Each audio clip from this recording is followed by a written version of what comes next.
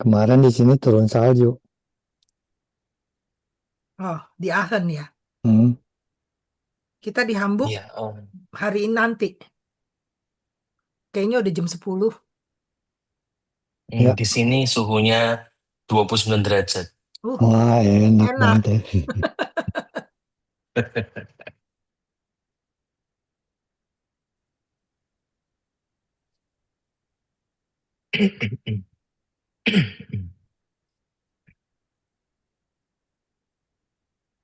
Udah jam Oke, 10. sudah.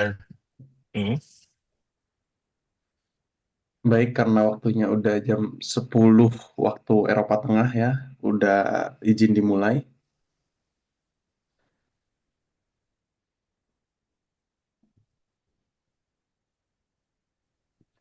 Selamat pagi dan selamat sore saudara-saudari sedama. Kembali lagi kita bertemu bersama di sesi Dhamma Talk International Buddhism Indonesia. Sebelumnya terimalah salam dalam Dhamma, Namo Buddhaya. Perkenalkan, nama saya Bill, saya berdomisili di Jerman, ditemani oleh saudari Jome yang berdomisili di Belanda. Dan pada kesempatan kali ini kami akan mewakili International Buddhism Indonesia untuk membawakan acara Dhamma Talk pada hari ini. Sesi diskusi kita hari ini akan dipimpin oleh Yang Mulia Bante Silo dengan tema diskusi The Taste of Liberation. Sedikit mungkin tentang Bante Silo, beliau dipubliskan di Padepokan Dhammadippa Arama pada 5 Februari 2018. Sebelum sesi Dhamma Talk dimulai, kami ingin menghimbaukan beberapa hal untuk kita semua supaya sesi Dhamma Talk ini berjalan lancar. Yang pertama, kami harapkan selama sesi Dhamma Talk untuk tidak berjalan, tidak berbaring, tidak berbincang-bincang, dan tidak melakukan hal-hal yang dapat mengurangi konsentrasi terhadap acara yang sedang berjalan. Contohnya seperti bermain HP, makan, atau kesibukan lainnya dapat ditunda setelah acara selesai. Kami himbaukan supaya semua kita duduk dan menjaga ketenangan supaya dapat memaksimalkan manfaat dan kabar baik dalam kesempatan pada hari ini. Dengan ini saya mulai sesi Dhamma Talk pada hari ini. Yang Mulia Bante Silo, waktu dan tempat kami persilahkan. ya, sebelum kita memulai pembahasan tema pada sore di sini atau pagi di sana, mari kita beranjali memuja Guru Agung kita, Buddha Gautama. Namo tassa bhagavato arahato sama sambuddhassa. Namo tassa bhagavato arahato sama sambuddhassa. Namo tassa bhagavato arahato sama sambuddhassa. Sayyadhapi bhikkhave mahasamuto eka raso lo naraso. Ewa mewa bhikkhave ayang dhamma vinayo eka raso vimutte prasoti.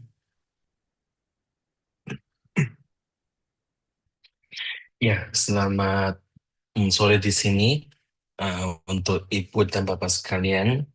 Ya, kita bertemu kembali pada forum ini, di mana Ibu Bapak berkumpul di tempat masing-masing, tentu di negara berbeda dengan tempat asal Anda di Indonesia. Hmm, Saat ini saya berada di kota Pontianak.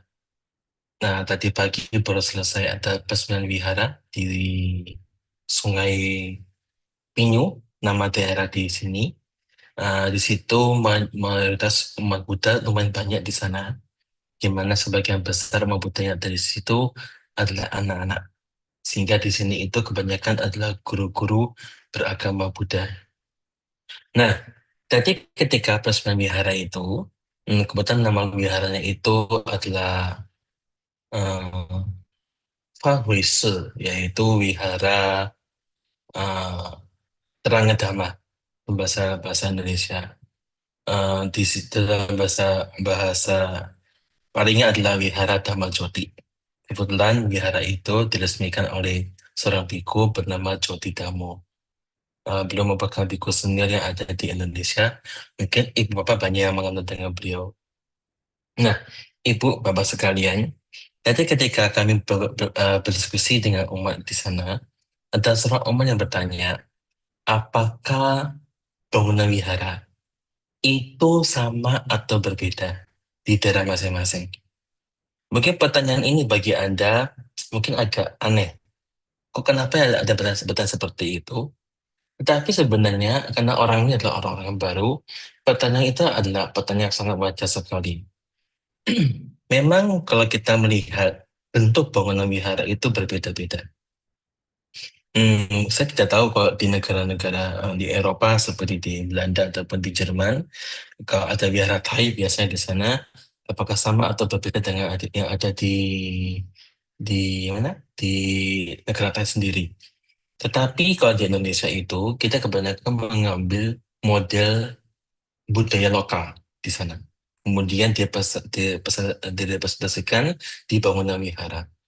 Nah, tetapi ada kesamaannya, yaitu dalam sebuah wihara pasti ada namanya dharmasala. Kemudian ada kuti para biku, kemudian jika di negara Buddhis juga ada namanya dhanasala. Dhanasala itu yaitu tempat di mana umat mempersembahkan dana, namanya dhanasala. Biasa di situ adalah memberikan dana makanan dan seterusnya. Nah, Ibu, Bapak sekalian, kalau kita sebagai umat Buddha mendengar pertanyaan seperti ini pun rasanya sepele juga. Kita menganggap, ya, mungkin sama saja atau mungkin juga ada berbeda. Tetapi pengalaman kami ketika bertemu dengan teman-teman dari agama lain, ketika mereka mendengar kata wihara itu, mereka adalah menuju pada warna merah, yaitu kelenteng. Seperti itu. Sebelum saya lanjut, apakah suara saya jelas di sini? Jelas ya suara saya ya? Jelas bisa didengar, Pak. Baik. Nah, ketika di tempat saya tinggal, di tempat domisili saya berada di Pustikat PST di daerah Serpong, daerah Tangerang Selatan. Kebanyakan orang-orang yang datang untuk merit di sana itu, tamu-tamunya itu agak bingung. Kenapa? Karena ketika mendengar kata-kata wihara, dengan apa yang mereka lihat, dengan mereka pikirkan itu berbeda ternyata. Sehingga mereka itu yang tadinya agak anti datang ke wihara, itu mau datang ke wihara. Kenapa? Ada yang berbeda. Ternyata apa yang mereka pikir semua wihara dan kelenteng itu sama, ternyata berbeda. Nah, ini berlanjut pada ajaran dari Guru Agung Buddha. Ada dari mereka itu bertanya-tanya, ketika ajaran ataupun ceramah yang disampaikan oleh para dhamma-duta, baik para biku ataupun para pandita di sini, itu isinya sama atau berbeda. Artinya banyak seperti itu juga, apalagi orang-orang yang baru.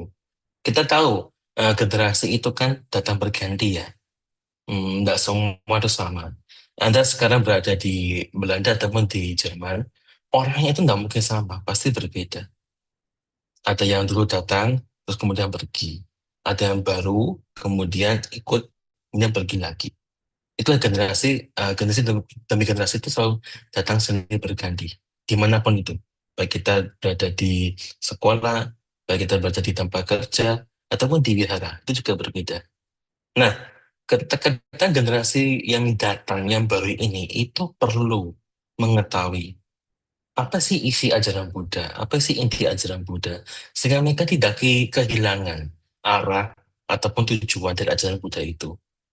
Nah, kalau Anda pernah mengetahui zaman dahulu, sekarang saya nggak tahu apakah Anda mengetahui, zaman dulu ada karikatur, sebuah gambar, kartun begitu, isinya ada gambar Sang Buddha dengan orang, di mana orang ini sedang depresi berat. Kemudian ketika bertemu dengan Sang Buddha, dia mengatakan, saya mau kebahagiaan. I want happiness. Tetapi di situ dilanjutkan gambar berikutnya adalah Sang Buddha mengambil kata-kata want, mengambil kata-kata mau, diganti dengan kata-kata I have happiness, saya bahagia.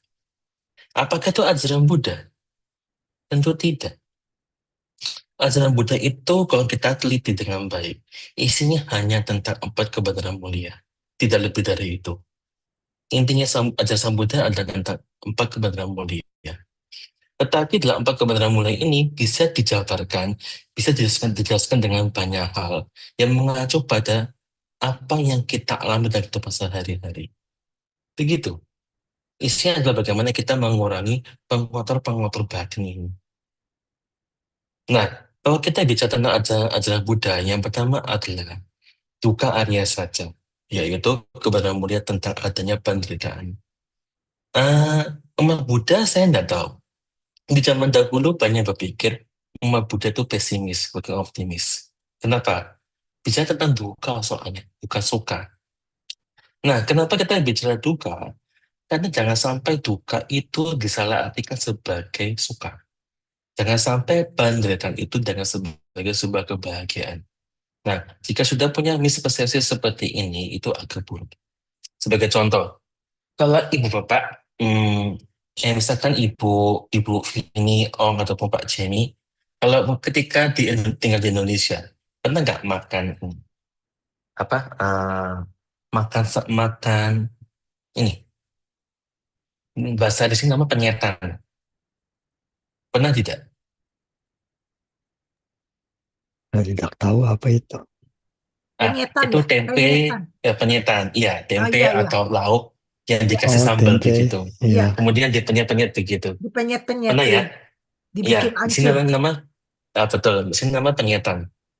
Nah, kebiasaan masyarakat di sini, apalagi di daerah Jawa Timur, tempat saya tinggal di Jawa Timur itu makan harus ada temannya, yaitu sambal. Begitu. Kalau beda dengan di tempat-tempat lain. Di daerah BSD ini, makannya itu harus dengan kerupuk. Jadi ketika makan, pasti ada temannya, ada kerupuk. Nah, kalau kita lihat orang-orang di Jawa Timur, itu kalau makan sambal itu banyak sekali. Ada sebuah makanan di daerah Blitar, namanya sayur di situ nama sebutnya adalah sayur lodeh, jenang lodeh begitu. Jadi bahasa Jawa seperti itu. Itu ketika kita makan, ketika kita adu isinya itu isinya lodehnya tuh sama jumlah lombok rawitnya itu hampir sama loh. Jadi lombok 1 kilo itu masuk ke sana semua. Nah, kalau Anda makan seperti itu, menurut Anda bahagia atau menderita? Ketika makan sayur lodeh dengan lombok 1 kilo, masuk semua. Bahagia atau menderita? Kira-kira. Kalau saya menderita. Menderita ya? Tapi orang Blitar itu bahagia loh. Justru kalau nggak ada segitu, mereka bilang, ini nggak mantep. Ini Saya kurang kalau mantep. nggak ada cabai nggak makan, bro. Nah, nggak ada cabai, nggak ada makan kan? Nah, jadi kita tuh melihat, orang makan sambal itu sebenarnya bahagia atau menderita? Nah, tentu itu sebenarnya adalah kebenaran kebenaran sesuai kesepakatan kita sebenarnya. Bagi Bu Vini Om, kalau makan ada sambal itu enak. Tapi juga ada orang yang makan jika ada sambal itu menderita. Ada seperti itu. Kemudian, kalau Anda makan sambal sampai berkeringat, banyak begitu, itu bahagia atau menderita? Sebagian orang bahagia, sebagian orang menderita. Nah, jadi di sini bahagia atau menderita itu nggak jelas. Batasnya apa tuh nggak jelas di sini. Sama dengan kalau Anda makan mie instan, misalkan contoh Indomie di sini. Kalau Anda makan Indomie, yang Indomie kuah begitu ya, ketika Anda makan masih yang mau berasap panas atau sudah dingin? Tentu semua masih terlihat panas. Dan mulai dingin kan? Kan begitu. Kalau sudah makannya sudah dingin, kuahnya itu rasanya tidak enak. Nah, pertanyaan saya, ketika kita memilih makan yang masih panas Indomie itu, masih berasap-asap, ketika kita mau makan, itu ditiup dulu atau tidak? Mie-nya itu. Pasti ditiup kan? Kenapa? Karena jika tidak ditiup, langsung masuk ke dalam mulut, ini akan terbakar lidah. Nah, orang ketika mengalami seperti itu, dia mengatakan makan Indomie menderita. Tapi ketika dia makan mie, dia hanya tiup sebentar aja, kemudian dia masuk itu, merasa enak, dia mengatakan dia bahagia. Nah, bagi Anda yang tinggal di luar negeri, Kira-kira ada nggak rasa kangen makan Indomie begitu? Ada tidak? Ada ya? Terkadang ada ya. Nah, itu membuat Anda menjadi bahagia atau menderita kangen Indomie itu? Ya, bahagia lah Bante. Cuma takut Bahagia ya. aja. Nggak berani sering-sering. Batasin maksimum seminggu sekali. Nah, seminggu sekali. Tapi juga Maksimum. ada orang, maksimum sekali ya, seminggu sekali ya, maksimum ya. Tapi juga ada orang yang tiap hari makan mie instan juga ada loh. Di Korea itu banyak orang yang makan mie instan tiap harinya. Begitu. Jadi bahagia atau menderita itu ternyata berdasarkan kesepakatan masing-masing atau kesukaan masing-masing kita. Nah, dalam ajaran Buddha, bicara tentang duka itu, semua mau Anda, itu semua akan kita alami. Apa duka dalam ajaran Buddha itu? Yang pertama adalah ketika kita lahir, namanya ketuaan, namanya sakit, namanya akan meninggal, itu semua akan dialami. Ketika Anda lahir, teman-temannya ini akan ikut. Jadi pertanyaan kita, lahir itu bahagia atau menderita? Kalau kita bilang itu menderita, kenapa ketika ada bayi lahir, kita malah bahagia, malah tepuk tangan, malah bersorak-sorai? Sedangkan si bayi itu ketika lahir, dia nangis loh, dia menderita loh. Nah, jadi di sini kelahiran itu apakah bahagia atau menderita? Jawabannya adalah ada derita di kelahiran itu. Karena ketika lahir, teman-temannya ini semua ikut, yaitu tua, sakit, dan mati. Kalau Anda punya pet, punya hewan peliharaan, seperti anjing atau kucing yang umum, ketika Anda punya anjing, masih kecil, masih lucu-lucu begitu, anjing itu bisa menjadi tua, anjing itu bisa menjadi sakit, dan anjing itu juga bisa meninggal. Ketika Anda berpisah dengan anjing Anda, itu bahagia atau menderita? Tentu menderita. Artinya, berpisah dengan yang kita cintai, itu adalah derita. Bertemu dengan kita tidak sukai itu adalah derita. Ketika kita harus berpisah dengan orang yang kita cintai, ketika kita dalam kehidupan sehari-hari, bertemu dengan yang tidak menyenangkan itu menimbulkan derita dalam diri kita. Dan ini semua akan kita alami. Baik biku maupun yang bukan biku, semua akan mengalami. Karena banyak orang berpikir, kalau sudah jadi biku itu tidak akan menderita. Itu adalah pandangan salah. Jadi biku masih punya deritanya. Kenapa? Jadi biku tidak otomatis terbebas dari namanya ketuaan, tidak bebas dari penyakit, dan juga tidak bebas dari kematian. Biku juga mengalami hal seperti itu. Bahkan Guru Agung Buddha dengan siswa-siswa beliau juga mengalami hal yang sama. Semua juga mengalami namanya ketuaan, sakit, dan meninggal. Itulah duka Arya saja. Dan tentu ketika Anda hidup, tidak semua itu jalannya mulus. Di kehidupan ini ada namanya turbulensi kehidupan, yaitu masalah-masalah. Kalau Anda pernah naik pesawat, tentu pasti mengalami nama turbulensi. Nah, turbulensi itu ada namanya ringan, sedang, ataupun berat. Sama dengan kehidupan diri kita. Masalah dalam diri kita, atau kehidupan dalam diri kita itu ketika ada masalah ringan, ada masalah sedang, dan juga ada masalah berat.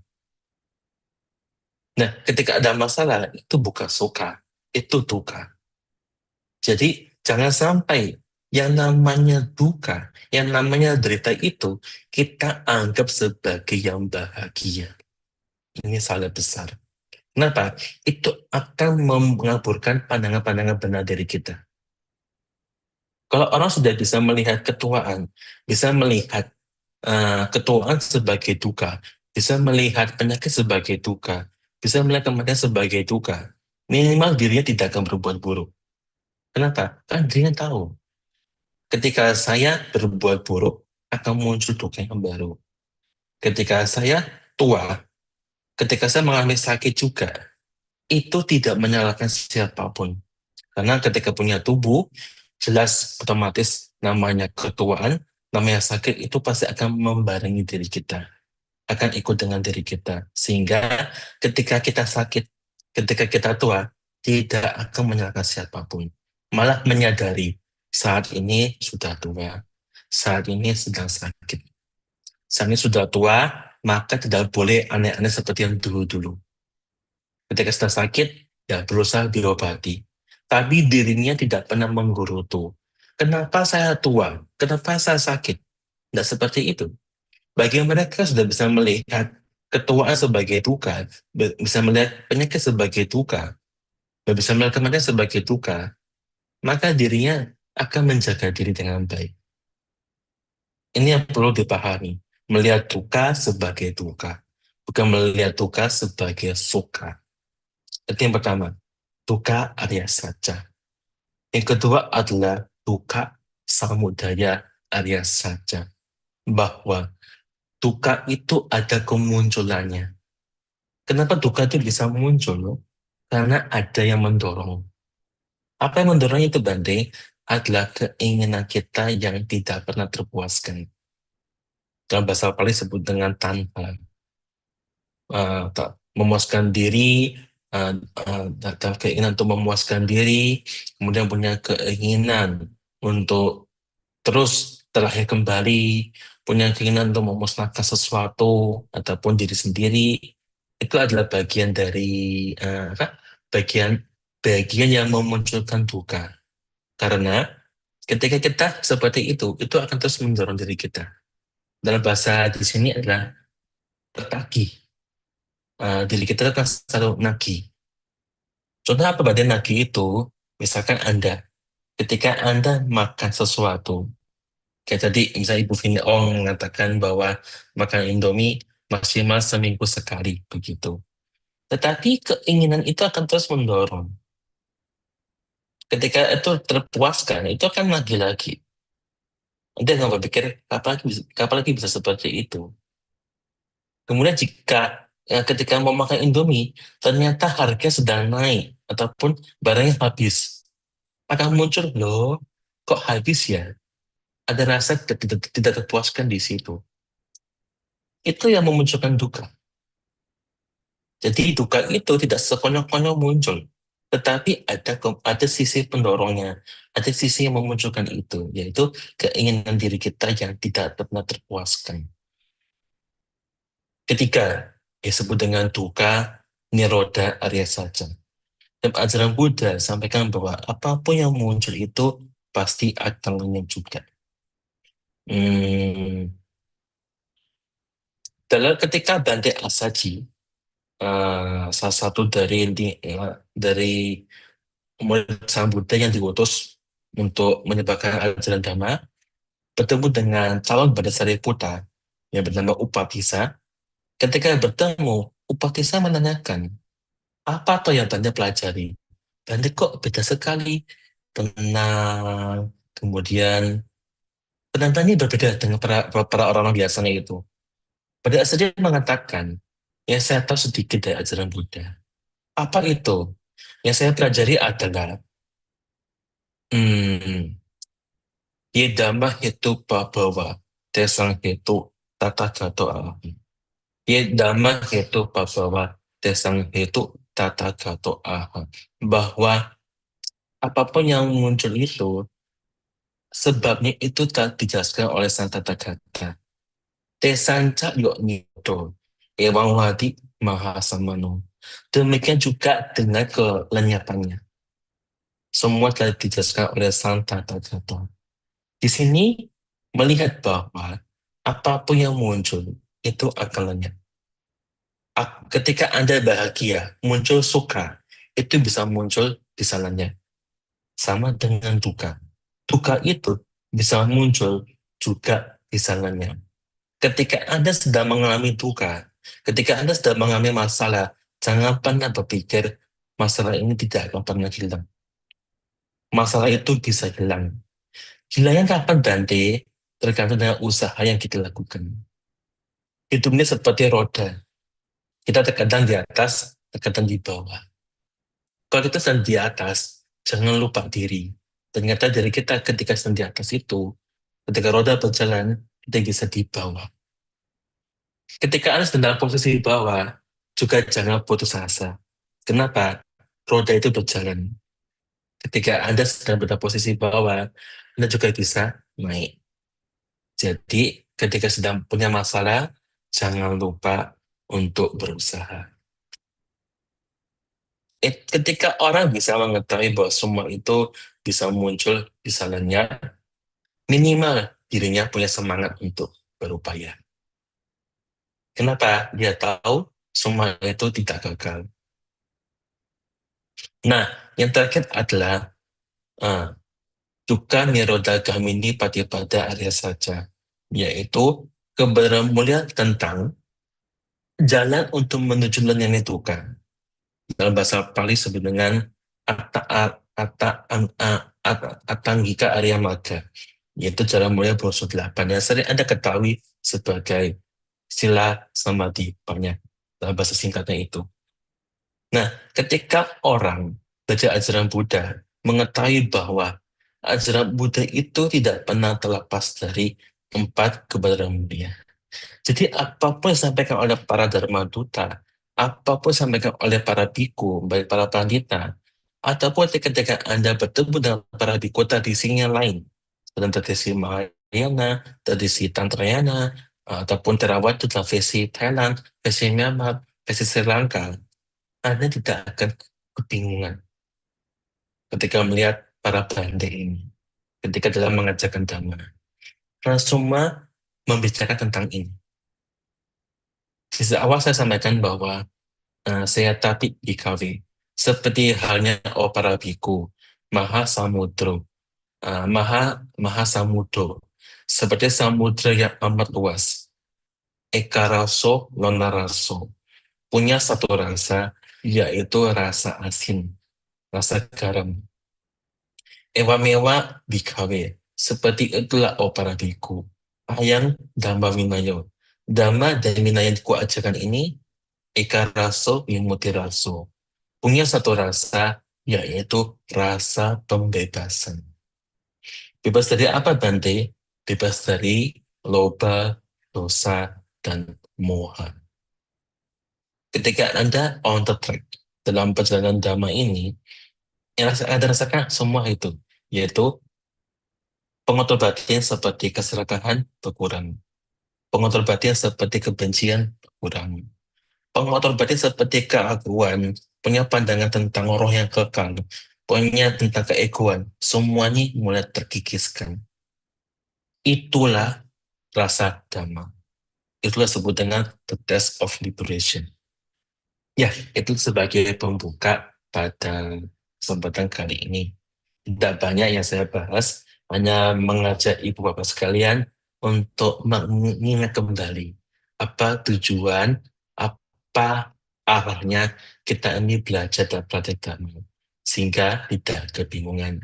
Biarpun kita berada di tempat-tempat yang berbeda, seperti saya di Indonesia, ibu bapak berada di Eropa, dan ketika bertemu dengan teman-teman lain dalam situasi sosial yang berbeda, ketika Anda bertemu dengan para biku di sana, mungkin Anda merasa berbeda dengan apa yang Anda ketahui.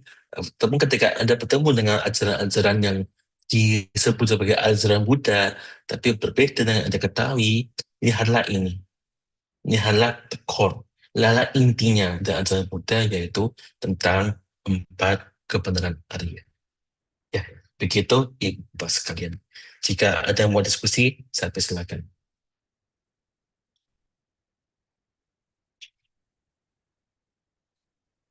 Ya, silakan. Terima kasih banyak atas penjelasannya, Bante. Sungguh sangat indah, jelas, dan tentunya ini juga bermanfaat banget untuk kita semua. Alangkah indahnya kalau kita juga bisa ikut berdiskusi ya sekarang. Jadi akan saya buka sesi tanya jawab. Tapi sebelum itu ada beberapa hal yang ingin saya himbaukan mengenai sesi tanya jawab ini. Kami harap supaya pertanyaan yang diberikan itu sebisa mungkin sesuai dengan tema hari ini yang dibawakan. Untuk saudara-saudari yang ingin bertanya, bisa memilih tombol raise hand dan akan dipersilakan untuk on mic atau boleh juga untuk mengetik pertanyaannya di kolom chat. Dengan begitu saya mulai, bagi saudara-saudari yang ingin bertanya dipersilakan.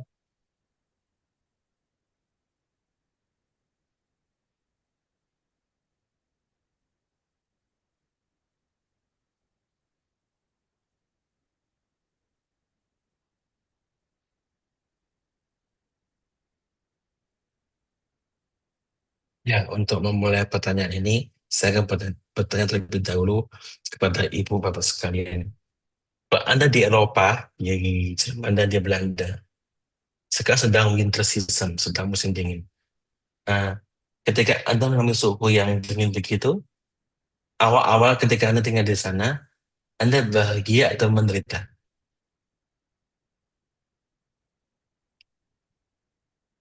Ada yang mau jawab? Kalau saya bahagia. Bahagia ya. Ih, Tapi kalau sampai apa ya? Sampai dingin sekali, misalkan seperti blizzard begitu, badai salju, itu bahagia atau menderita di sana? Tetap bahagia Bante. Karena Itu bahagia ya. betul. Kenapa? Karena saya kalau kena terlalu panas selalu sakit kepala migrain. Sedangkan Hmm, kalau saya dingin itu saya malah bisa bertahan dan merasa tubuh lebih segar. baik. Sebagian orang Indonesia yang mungkin tidak pernah ke daerah dingin, ketika mereka melihat negara Asia, contoh seperti China, Jepang, Korea begitu ya, ketika mereka mengalami suhu dingin seperti itu, awal-awal mereka happy. Tetapi ketika tinggal di sana lama kelamaan, wah, mereka menjadi menderita. Salah satu contoh yang pernah kami temukan adalah ketika bersama-sama pergi ke Tibet. Tibet itu suhu dingin, ekstrim di sana. Kalau dingin ekstrim, hujan ekstrim, saat summer juga ekstrim di sana itu. Di Tibet itu udara tipis, oksigen tipis. Ketinggian 3.000 meter sekian itu udara tipis. Bagi kita orang Asia ke sana itu, ketika pertama kali turun dari pesawat, itu benar-benar menderita. Orang di bela kita agak aneh loh.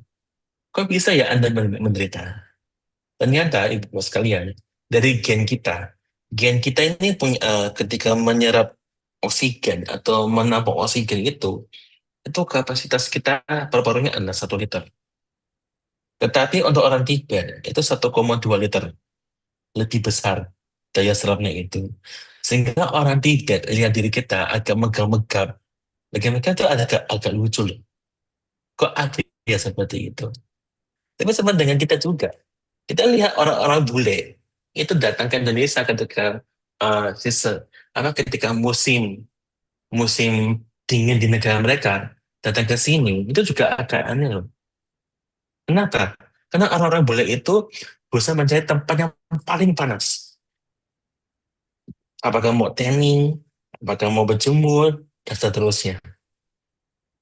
Kita lihat mereka mencari tempat yang panas, sampai menggunakan kaos begitu, nggak pakai jaket dan seterusnya. Kita sih agak aneh dengan mereka. Kok mau ya seperti itu? Nah, demikian ibu bapak sekalian tentang sifat suka dan duka. Jangan sampai kita pernah menganggap kita merasa apa ya? Merasa berpikir yang sama dengan kelompok-kelompok lain. Jadi kita terkadang itu menganggap sebuah kebenaran itu berdasarkan opini mayoritas.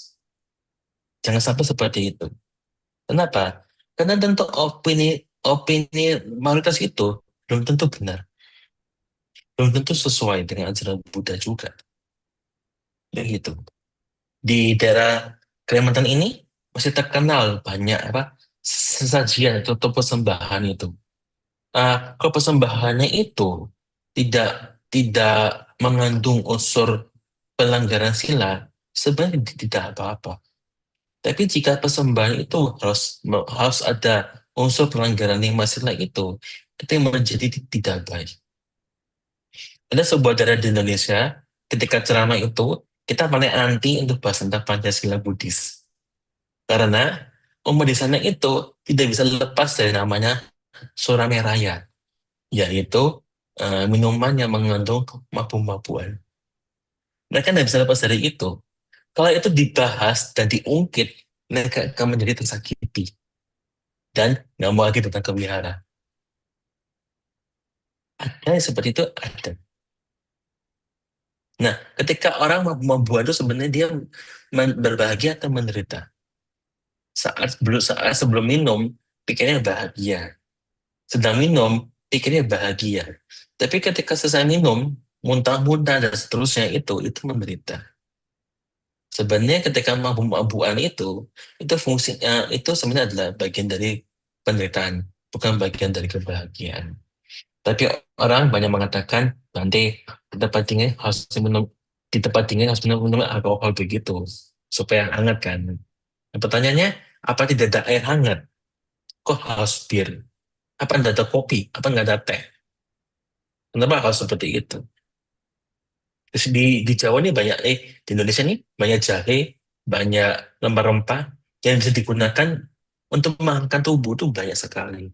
Kenapa harus berpikir dengan alkohol itu?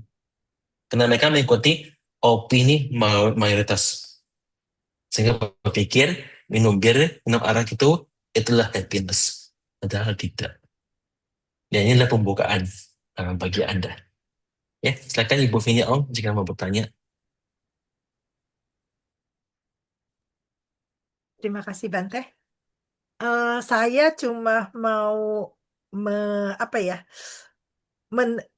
lebih tahu mengenai judul tema pada hari ini, Bante. Itu yang setelah saya mendengarkan ceramah Bante, itu the taste of liberation, itu apakah berarti bahwa perasaan kita setelah terlepas dari belenggu-belenggu Ah, pemelekatan, atau bagaimana itu Bante, intinya Bante? intinya adalah ketika Anda mengetahui pengotor batin ini, itu mulai hilang dalam diri Anda. Pengotor batin itu mulai hilang dalam diri Anda. Orang itu lebih gampang itu membandingkan saat ini dengan yang dulu. Kalau saat ini kita itu sudah tidak, misalkan dulu ini kita pemalas. Saat ini kita sudah belajar dan pada Dhamma, saat ini sudah marahnya itu berkurang jauh sekali. Sehingga ketika dulu Anda diomongi, misalkan kata-kata anjing, dulunya marah, sekarang kata anjing dengan kondisi apapun, Anda nggak marah. Itulah rasa bebas dari kemarahan. Itulah rasa bebas dari kebencian. Yang dulunya itu mudah untuk marah, mudah panas di sini, sekarang tidak. Seperti itulah rasa pembebasan. Ya, seperti saya jabarkan tadi, bebas dari nama dosa, loba, dan moha itu. Jadi Anda bisa membandingkan diri Anda saat ini dengan yang dulu. Saat ini dengan yang dulu itu banyak berkurang atau banyak bertambahnya pengontrol batinnya ini. Apakah sudah jelas? Jadi untuk refleksi diri, Bante. Iya, melihat ke dalam diri sendiri. Karena yang bisa dengan jelas itu bisa melihat diri kita adalah diri kita, bukan orang lain. Orang lain mengatakan, oh kamu sekarang sudah berubah ya, sekarang lebih sabar, ngomongnya lebih lembut dan seterusnya. Belum tentu. Di dalam sama sampaikan juga kok. Orang yang sabar itu bukan karena omongannya lembut, bukan karena sifatnya lemah lembut, bukan karena punya sopan santun, bukan. Orang sabar adalah ketika dirinya itu, ketika menemui hambatan, dirinya tidak marah. Itu orang sabar. Jadi bukan karena dari luarnya itu. Orang sejauh apapun menggunakan sains, misalkan dalam psikologi, kita bisa melihat orang lain itu dari apa yang bisa kita lihat, apa yang bisa kita dengar, apa yang kita rasakan. Itu secara sains. Tetapi orang lain itu nggak bisa merasakan apa yang ada dalam diri kita. Maka hanya diri kita yang bisa merasakan apa yang ada dalam diri kita ini. Ketika diri kita, ketika muncul kemarahan, kemudian Anda bisa stop, ada muncul marah, dan Anda tidak lagi meneruskannya dalam bentuk ucapan dan tindakan, itu bagus. Itu sudah memenuhi kemajuan batin. Karena mayoritas ketika sudah muncul kemarahan, itu akan diteruskan kepada ucapan ataupun tindakan. Dan tentu ketika ucapan dan tindakan itu semua dimulai dari satu hal, yaitu pikiran. Ketika pikirannya, batinnya itu tidak terkendali, maka dirinya akan terus mengalami namanya akan terus mengulangi nama dosa tobat dan moha ini. Yang tentu rasanya itu tidak enak. Anda semua sudah dewasa, dan saya yakin tahu semua apa rasa dari dosa tobat dan moha itu. Ketika kita terus melakukan, terus menambah dosa, menambah loba, menambah moha, hidup ini rasanya tidak pernah tenang. Hidup ini rasanya nggak pernah damai. Damai itu bukan datang dari luar, tapi datang dari diri sendiri kita. Sebagai contoh, hmm, saya sering cerita ini ketika ceramah di mana-mana. Biku ini punya perenungan ketika makan, yaitu perenungan makan itu tujuannya untuk apa? Bukan untuk happy-happy, bukan untuk rasanya enak-enak, tidak. Hanya sekedar untuk menjaga hidup, untuk melangsungkan hidup ini. Nah, kalau Anda tahu makanan-makanan para biku, misalkan contoh di Thai saja. Di Thai itu para biku tinggal di wilayah kerajaan, oleh monasteri, seperti Wat Pho Wong, itu makanan mudah didapatkan. Ketika kita pergi pendapatan keluar itu, ketika kita pergi pindah cara keluar ini, ketemu umat dikit-dikit, kasih, begitu. Kita hanya perlu aja sedikit aja, muter satu komplek, sampai ke wihara lagi, beres. Begitu. Nah, saya pernah tinggal di sebuah wihara hutan di Indonesia ini. Kita kalau di city itu, tiap pagi harus pergi pindah cara mungkin jam 6 pagi mau start dari Kuti. Hmm, hmm. Itu ketika sampai di bawah untuk menerima dana makanan dan pergi lagi ke Kuti atas, itu membutuhkan waktu sekitar 1 jam, 1,5 jam. Begitu. Anda bisa bayangkan yang mungkin Anda tiap hari makannya mungkin nasi dan lauknya lengkap ya. Misalkan ada nasi, ada sayur lah, disebut dengan pasar lima sempurna kali seperti itu. Ketika di situ kita mendapatkan hanya nasi dan pete. Jadi pindah pada, turun bukit, naik bukit itu, mendapat nasi dan pete. Itu buat seharian loh. Bukan buat satu kali makan, itu buat seharian dah. Jadi hanya makan sekali, itu hanya untuk memenuhi nutrisi sehari. Kalau diri kita nggak punya perlengkapan seperti itu bisa ngomel di sana. Kenapa ya? Oh, di wilayah hutan ini makanannya nggak sama seperti di wilayah kota. Wilayah kota makanannya lengkap, di sini nggak lengkap. Ya, ketika kita seperti itu akan muncul amarah. Bahkan ketika begitu awal-awal membuka mangkok itu, dia isinya nasi sama pete, akan muncul kekecewaan. Nah, tapi jika seorang biku mendengar dengan baik hal ini, maka ketika dia buka patah itu, ketika hanya melihat nasi dan pete, dia tidak akan muncul kejengkelan. Saya makan hanya untuk masalah hidup, bukan untuk lidah enak dan seterusnya. Bukan. Itu berubah batinnya. Sehingga ketika kembali ke kota, ketika disuguhkan makanan enak-enak, tidak tertarik. Ya semua sama saja. Kalau Anda makan satu meja penuh begitu, terkadang matang ini ngelirik. Mana yang enak? Mana yang sesuai dengan favorit dari Anda? Misalkan Anda suka fried chicken, sana ada fried chicken. Anda misalnya suka apa? Meatball soup, Anda akan lihat di sana ada bakso begitu. Tapi ketika orang sudah menyadari seperti ini, ketika makan, dia hanya makan di depannya itu loh. Apa yang dekat dengan dirinya itu dia makan. Dia tidak harus, itu tolong bawa sini ya. Nggak harus seperti itu. Dia hanya makan apa yang ada di depannya ini. Kenapa? Rasa hanya begitu-begitu saja. nggak lebih dari itu. Di sini orang ini akan muncul kebijaksanaan lagi bahwa rasa itu tidak kekal, hanya muncul dan lenyap. Rasanya seperti itu.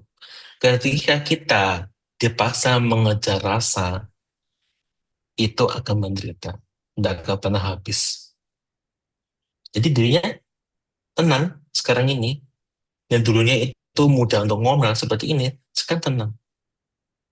Jadi tenang itu apakah ada dalam makanan atau tidak? Bukan. Tapi dari diri kita sendiri ketika melihat dan merasakan makanan itu. Itulah bedanya orang sudah maju dalam dhamma ataupun yang belum maju ke dalam dhamma. Ya begitu Bu Ibu Vineo. Makasih banyak Bante.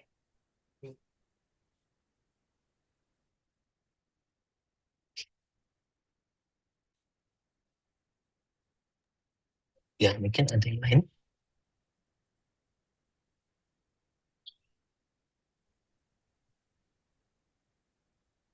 Untuk Saudara Jamie, silahkan. Terima kasih. Saya hanya sedikit ingin menanggapi apa yang dikatakan oleh Bante tadi tentang makanan nasi dan pete. Terus terang kalau saya menghadapi seperti masalah tersebut, maka saya hanya bisa berkata pada diri saya dan berpikir, terima kasih saya sudah mendapatkan makanan hari ini. Jadi saya tidak marah, hanya berterima kasih. Itu tanggapan dari saya kalau saya menghadapi seperti yang dikatakan oleh Bante tadi. Terima kasih. Ya, ya itu bagus sekali. Bagus sekali. Tapi mayoritas orang tidak bisa seperti itu. Mayoritas orang itu. Ya kalau Pak Jamie bisa seperti itu, ya bagus sekali. Sehingga dirinya tidak memunculkan kebencian, tidak memunculkan kekecewaan. Karena kita ini apa ya? Kita ini hidupnya itu kan penuh dengan warna ya di sini. Penuh dengan warna begitu. Sangat sayang sekali jika kita itu menghabiskan waktu hidup kita itu hanya dengan untuk memenuhi kebencian, keserakahan dan seterusnya itu. Ya, bagus sekali Pak Jenny.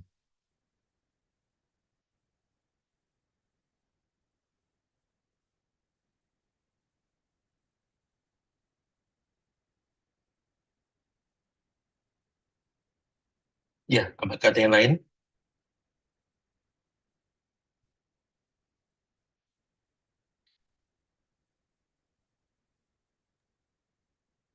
Nama budaya Bante, mungkin saya ada sedikit eh, buka pertanyaan atau cara menanggulangi. Eh, Setiap kali saya selalu mengingat bahwa hidup itu anicca, hidup itu penderitaan, semua akan berubah, semua akan ada akhir, dan semua akan ada awal. Saya sering diskusi mengenai kematian. Banyak orang, ada yang orang bilang, kebanyakan orang Belanda tuh mereka siap, maksudnya ada yang bilang tidak takut mati, tapi ada juga bilang takut mati. Nah, dari situ kita sering diskusi, saya suka bilang, saya sebetulnya nggak takut untuk mati, cuman karena saya mungkin terobsesi dengan orang tua zaman dulu. Ada orang, jadi mama saya pernah cerita, tetangga mama saya itu zaman tahun 30-an lebih, 40-an, atau sekitar tahun segitu, ada orang kayak mati suri gitu Bante. Eh, Mati suri tapi hanya jangka waktu 1 minggu kalau nggak salah, yang menurut cerita mama saya. Dia dimasukkan ke peti, namun beberapa hari kemudian sebelum dia sempat dikremasikan, dia bangkit kembali katanya, sadar. Jadi dia sadar. Nah, sejak cerita itu saya terobsesi dengan orang tua, berpikir, wah, kalau mati sih sebetulnya saya nggak takut, tapi bagaimana kalau kita mengalami penderitaan sampai misalnya, karena banyak kejadian juga seperti saudara ipar saya, dia menderita kanker dan dia dikasih apa ya dibilangnya, bukan disuntik mati tapi disuntik supaya dia tuh menghilangkan rasa sakit dan pelan-pelan dia akan mengakhiri kehidupannya. Namun ketika dia obatnya itu eh, tidak sesuai, dia bangkit kembali dan dia menderita akan kesakitan. Nah, yang saya tanyakan atau yang saya berpikir, bagaimana kita mengalami ketakutan itu, mengatasi ketakutan itu, bahwa saya tahu bahwa kalau kita sudah tidak ada, bahwa kita itu akan pergi. Namun obsesi dari kejadian-kejadian itu kadang bikin kita rada rada takut gitu loh Bante. Takut Hmm. maksudnya bagaimana kalau kita belum belum saatnya dan saya bangkit kembali tapi sudah di pemikirannya tuh sudah ada di lubang kubur atau sudah ada di di tempat kremasi gitu Bante. Bagaimana Hmm. caranya untuk kita melepaskan apa ya pemikiran-pemikiran negatif seperti itu Bante? Itu saja Bante. Task call overthinking seperti itu. Ya, Ibu bapak sekalian, yang tadi ceritakan itu adalah tentang suntik euthanasia. Jadi suntik seperti painkiller begitu, nanti fungsi dari staf-staf akan mulai menurun, mulai akan meninggal seperti itu. Itu namanya euthanasia. Ibu bapak sekalian, di dalam keseharian kita, orang itu bisa tenang karena dua hal sebenarnya. Orang itu bisa tenang karena dua hal.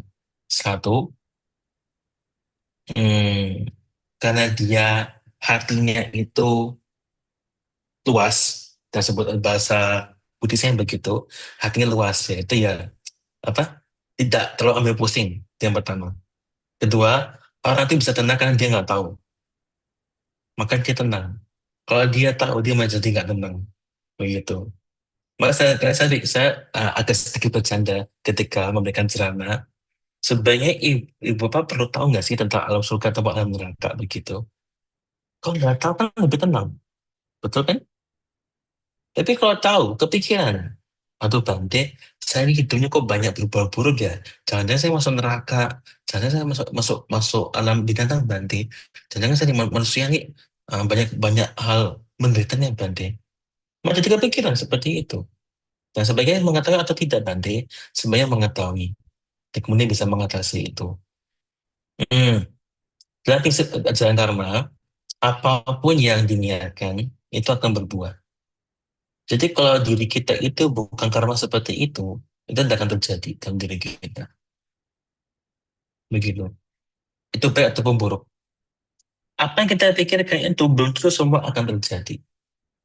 Nah, ketika kita mengambil hal seperti itu, tiba-tiba, misalkan katakan tadi, eh, sudah meninggal, kemudian tahu-tahu nih, kok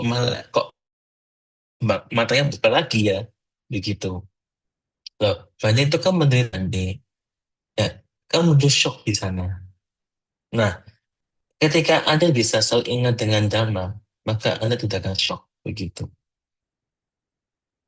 Nah, masalah ingat dengan Dhamma itu tidak gampang. Ya, makanya itu, tiap hari ada perenungan, ya, seringkali saya mendengar para biku, atau para umat Buddha, yaitu, uh, Jara Damohi, Jara Anadito. Saya wajar menjadi tua, tak bisa mengatasi ketuaan. Dia tidak munghi, dia di Anadito.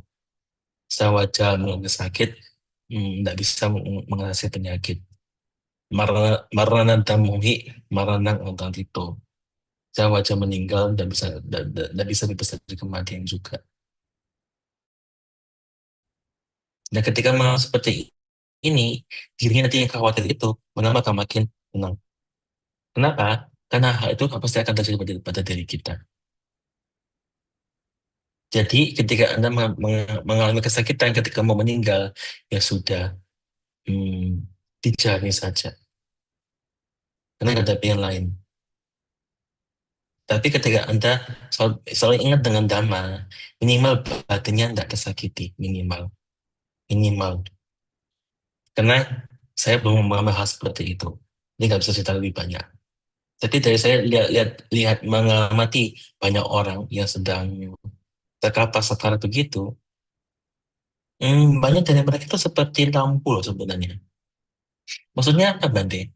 Banyak orang yang ketika sebelum meninggal itu seperti sehat kembali, seperti pulih, begitu. Karena ada lampu di kamar Anda, saat dia mau mati itu, dia akan menyala dengan terang. Kemudian berpek mati begitu. Nah, kehidupan seperti itu juga. Kadang orang tuh sepertinya, wah, baik sekali, apa, seperti sembuh, pulih begitu. Ternyata besok udah mulai turun, turun, turun, kemudian meninggal. Jadi apa yang tadi kita lihat itu belum tentu itu terjadi pada diri kita. Apa yang kita pikirkan tadi itu belum tentu terjadi pada diri kita. Banyak orang mengatakan, Bante, eh, kami cukup berbuat baik seperti berdana dan seterusnya. Itu nggak cukup. Harus ada pelatihan ke diri sendiri, pelatihan kepada diri sendiri. Itu yang perlu dilakukan juga. Ibu siapa nih? Ibu Ciumai, Bante. Kucuma, Saya ya. nama saya Ciumai. Apakah itu juga salah satu Hmm, dari karma juga, Bante? Kalau orang mengalami penderitaan seperti itu. betul, betul. Nah, karma sebenarnya semua ada karmanya sih. Tapi karma itu hanya salah satu penyebabnya ya. Bukan salah satunya ya. Iya, Karma itu hanya salah satu penyebab. Bukan satu-satunya penyebab. Sebenarnya tadi ceritanya disuntik euthanasia, kok obatnya kurang begitu ya, kok bisa kembali lagi iya, begitu. iya. Ya, kok dalam bahasa Jawa itu apesnya, sialnya begitu. Oke, Tetapi berarti ya, orang orang nah, itu mengalami karma. kenapa bisa, iya, orang itu bisa mengalami karma seperti itu. Jadi Oke, kalau orang sudah mengerti karma dengan baik, dia nggak akan main dengan karma sebenarnya. Kalau orang sudah mengerti karma dengan baik, dia tidak akan main dengan karma. Bahkan kalau orang sudah maju di dalam dhamma, dirinya itu sudah tidak ada lagi niat untuk berbuat buruk. Dan ketika kamu berbuah, dia tahu dan dia tidak lagi berbuat kamu buruk itu. Nah, orang yang maju di dalam dhamma biasanya sikapnya seperti itu. Begitu, Ibu. oke. Terima kasih, Bante. Baik.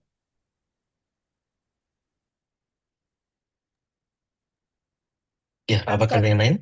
mohon izin lagi bertanya, Bante. Silakan. Eh,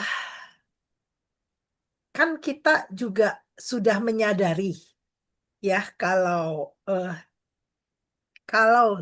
karmanya yang tidak itu kan semua kejadian berbalik lagi kepada karma. Dan kalau bukan kita yang berbuat, tidak mungkin bisa terjadi ke kita. Tapi kan kadang-kadang punya perasaan kayak saya ya Bante. Saya eh, 2 kali nikah, saya kehilangan suami 2 kali. Jadi bukan karena cerai hidup, tapi karena cerai mati. Dua-duanya karena Hmm. penyakit Bante, sakit. Jadi punya rasa setiap kali sekarang saya itu kan hanya punya anak tunggal. Itu ada satu ketakutan Bante untuk kehilangan. Ada rasa ketakutan kehilangan. Tapi selalu menyadari dan selalu mengingatkan diri sendiri Bante bahwa tidak akan terjadi sesuatu pun kalau bukan karma buruk yang telah kita lakukan Bante. Tapi tetap saja setiap kali sering malah datang pikiran negatif seperti itu, ketakutan seperti itu, Bante. Jadi pertanyaan saya, apakah ada parita atau apa yang bisa membuat diri kita tenang? Terima kasih, Bante. Sebenarnya mengerti perita itu ya bikin tentang Bu, bukan baca peritanya. Iya, Mengerti artinya itu yang bisa buat lebih tenang. apakah ada parita tertentu yang ada artinya itu yang bisa membuat supaya pikiran-pikiran buruk seperti itu, yang negatif seperti itu lenyap, Bante? Kalau ibu ketakutannya kepada takut berpisah dengan yang dicintai itu, ya ABH Pacawekan itu merupakan salah satu hal yang mujarab untuk direnungkan setiap harinya. Yang apa, Bante? Parita apa? ABH Pacawekan Patak, perenungan setiap kali. Yang itu isinya yang saya bacakan tadi, Jarada Muhi, Jarangana Dito, saya wajah tua, saya tidak akan mampu mengatasi ketuaan. Ya ditemui biadi anak itu, saya wajah sakit, saya tidak akan mampu mendah sakit. Marana damuhi, marana anak itu, saya wajah meninggal, juga tidak akan mampu mengatasi meninggal. Kamasa kumhi kama dayado, ya semua ada kama diri sendiri, begitu. Itu dibacakan itu mujarab loh Bu, buat sehari-hari. Sehingga membuat diri orang itu menjadi tenang dan gak kepikiran. Itu banyak yang memakai itu dan berhasil. Tapi bukan berarti pasti berhasil, tidak. Ya Karena memang harus usaha dari sendiri ya, Bante. orang itu membutuhkan waktu juga untuk bisa menerima hal itu. Dan semua orang bisa menerima hal itu. Kita ngomong gampang loh. Saya tidak saya tidak akan, saya tidak bisa bebas dari tua. Saya wajah tua. Itu tidak gampang. Uh, untuk ngomong mudah, tapi untuk menerima ke dalam hati itu tidak mudah. Maka perlu diucapkan berkali-kali, direnungkan berkali-kali juga. Saya melihat kepada dunia sekitar diri kita. Para biku kebanyakan bisa tenang itu ketika ada meninggal itu karena melihat banyak orang meninggal. Banyak kasus para biku itu ketika orang tuanya meninggal, mereka tenang kok. Kenapa? Kan sering melihat itu. Dan sering kali menemukan hal itu juga. Maka ketika diri sendiri mengalami berpisah dengan dicintai, seperti orang tuanya meninggal itu, dirinya tidak merasa terpukul. Dirinya cukup tenang. Begitu. Itu berhasil dari para biku. Begitu, Ibu. Itu saya ketemukan itu kalimat itu di mana ya, Bante? Maaf.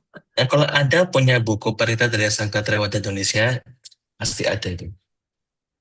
Kalau Anda punya buku Parita dari Sangga Trewada Indonesia, itu ada. Nah, jika Ibu tidak menemukan, nanti bisa kontak kepada teman-teman apa itu disebut dengan perenungan kerap kali. Bahasa Pali disebut Perenungan dengan, kerap kali. iya, iya. Dan bahasa disebut dengan Abinha Pacawekana. Abinha Pacawekana. Anda bisa coba cari di AI juga bisa. Jadi AI ataupun Anda ketika dengan teman-teman, tolong saya carikan ya tentang apa isinya dari perenungan kerap kali ini, isinya apa saja. Itu dibaca dan diulang-ulang, saya merasa ke dalam hati, itu banyak fungsinya, banyak kegunaannya. Begitu. Oke. Terima kasih, Bante.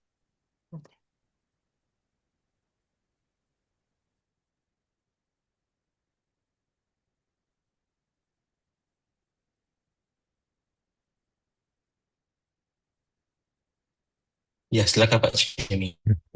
Apakah boleh saya bertanya lagi? Begini Silakan. Bante, jalannya pemikiran saya. Saya hanya ingin mendengarkan pendapat Bante. Sepertinya Ciume bilang cerita tentang ketakutan meninggal, mati. Terus banyak orang juga saya sering mendengar juga. Saya takut mati, saya takut begini, matinya takutnya nanti disiksa dan sebagainya. Itu kalau di diri saya sendiri, saya tidak memikirkannya, Bante. Saya tidak memikirkan bahwa saya akan mati. Saya tahu bahwa saya akan mati, tapi saya tidak ketakutan atau segala macam. Sama sekali tidak memikirkan tentang hal mati. Jadi saya hanya menjalankan kehidupan saya ini, terutama saya menjalankan untuk banyak menolong orang dalam segala hal yang saya bisa bantu dan saya bisa tolong. Begitu juga dengan karma baik, karma buruk, saya juga tidak memikirkannya, Bante. apakah itu yang saya pikirkan itu menurut Bante bagaimana? Eh, karena saya tidak memikirkan sama sekali tentang hal-hal yang tentang mati atau tentang karma baik, karma buruk. Saya hanya menjalankan kehidupan saya ini. Saya nikmati kehidupan saya ini. Saya sudah berbahagia dan senang kalau saya bisa menolong orang lain. Begitu saja, Bante. Terima kasih, Bante. Nah, bagi saya ada yang kurang. Kenapa?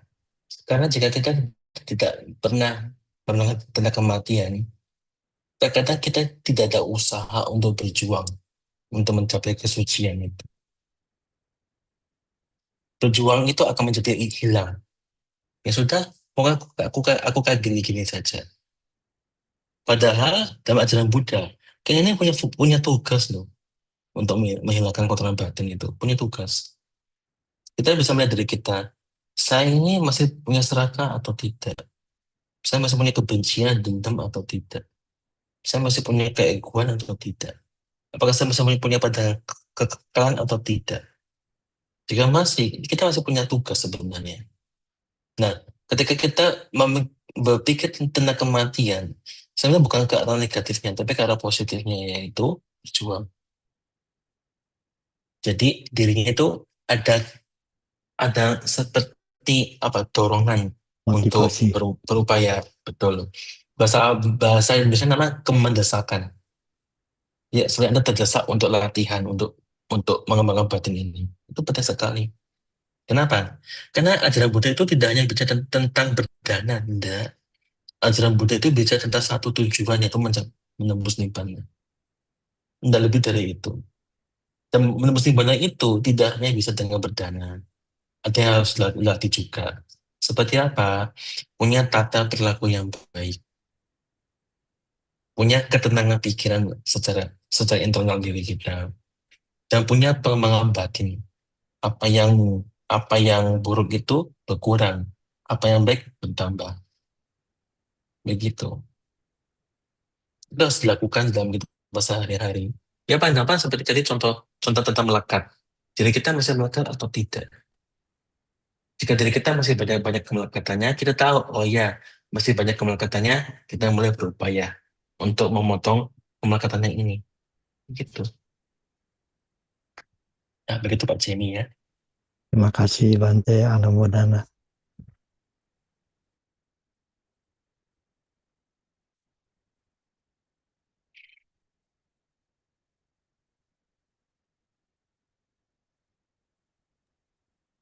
Ya, Baik, saya kira-kira kira ada sudah lagi yang cukup mau ya. bertanya? Kalau sudah kita tutup sesi tanya jawab hari ini. Terima kasih banyak Bante atas kesempatannya untuk menjawab pertanyaan-pertanyaan dari kami. Selanjutnya kita akan masuk di sesi foto bersama, akan dipimpin oleh Saudara Ciome. Waktu dan tempat dipersilahkan.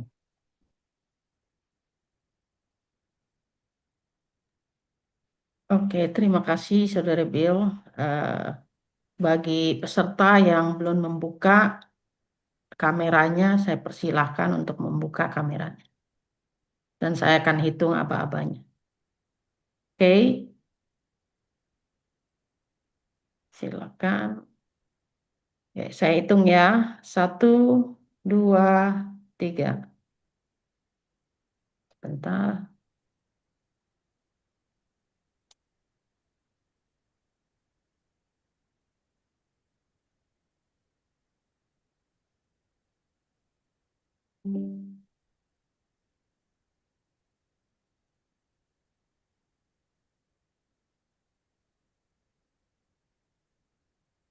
Oke.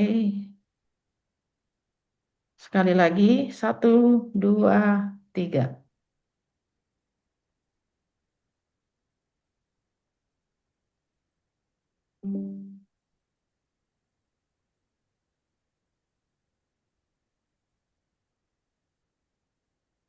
Oke, terima kasih. Saya kembalikan kepada Saudara Bill. Saya persilahkan.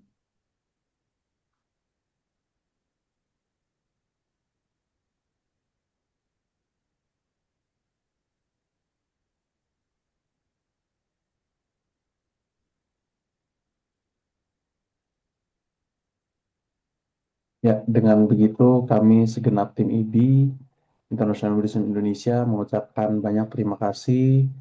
Em, Semoga kesempatan kali ini bermanfaat untuk kita semua, dapat menjadi ladang kita berbuat yang baik, dan sampai berjumpa di sesi Dhamma Talk selanjutnya. Untuk Bante Jesilo, jika ada acara selanjutnya, dipersilahkan untuk meninggalkan ruangan Zoom meeting.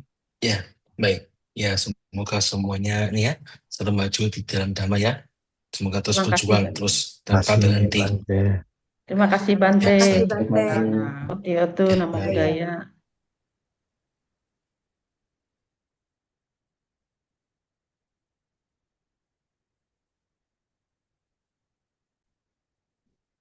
Untuk selanjutnya ada beberapa pengumuman dari IB untuk sesi Dhamma Talk selanjutnya yang akan diadakan pada hari Minggu tanggal 14 Desember 2025, jadi di minggu kedua untuk bulan Desember.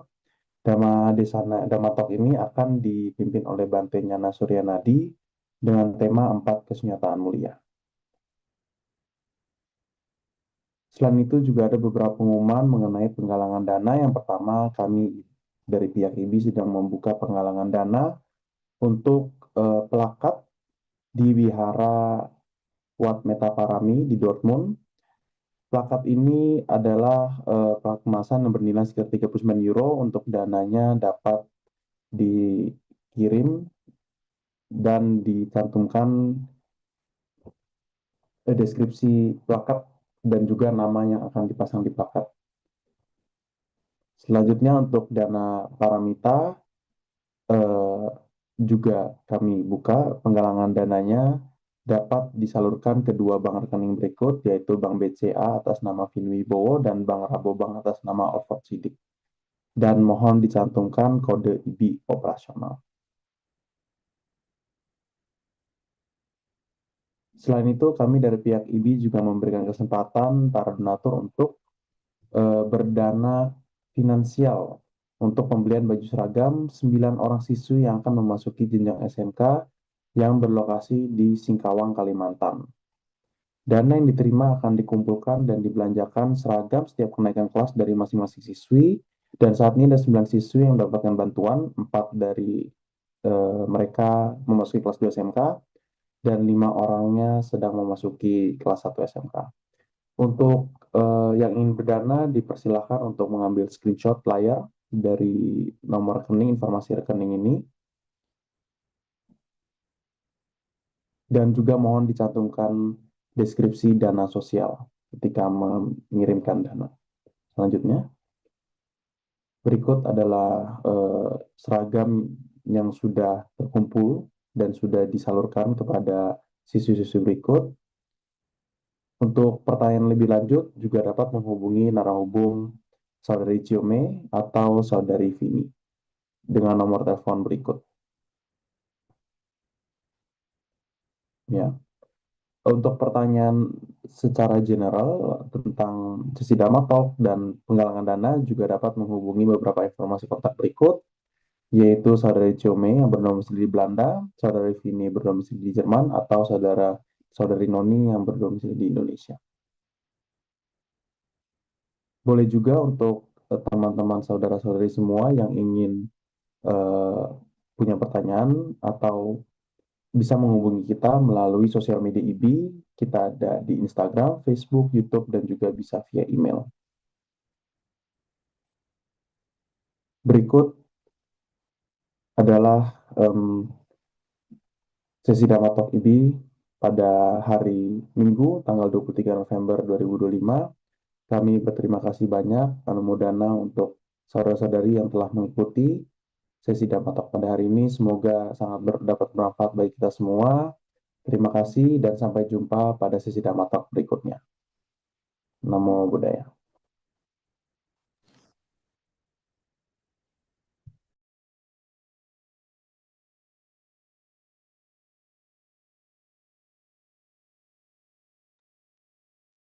Oke.